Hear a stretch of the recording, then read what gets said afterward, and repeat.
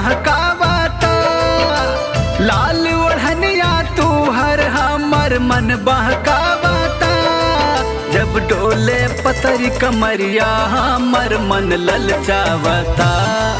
जब डोले पतरी कमरिया हमर मन ललचावता।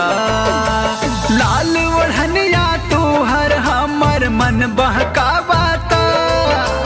लाल ओढ़निया तू हर हमर मन बहकावता।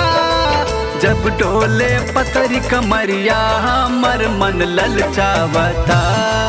जब डोले पतरी कमरिया हमर मन ललचावता।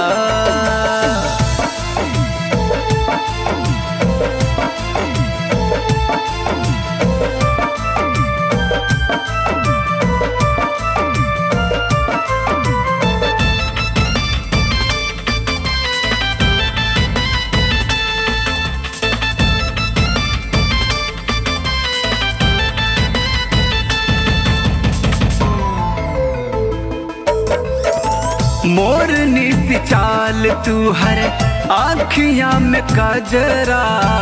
देखी के मान कर धाली है पजरा।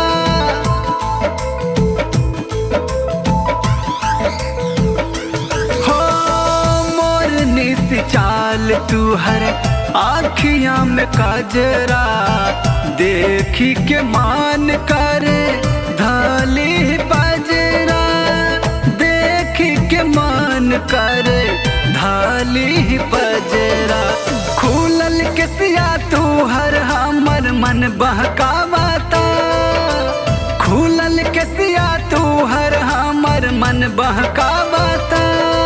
जब डोले पतरी कमरिया हमर मन ललचावता।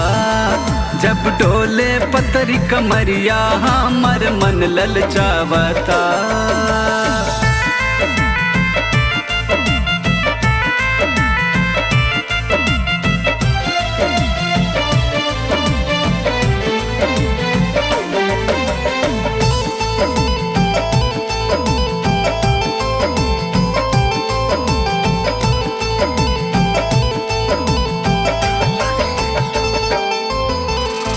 गोरे गोरे पौआ में तोरे बाजे जब पायल। सुनी के दिल हमर हो जाला घायल।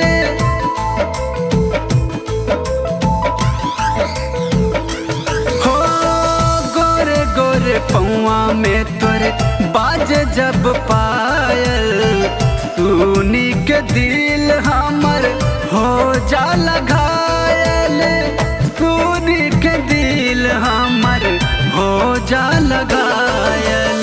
बोली तू हर लागे जैसे कोयल बोलाता। बोली तू हर लागे जैसे कोयल बोलाता।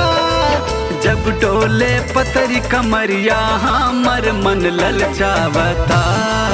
जब डोले पतरी कमरिया हमर मन ललचावता।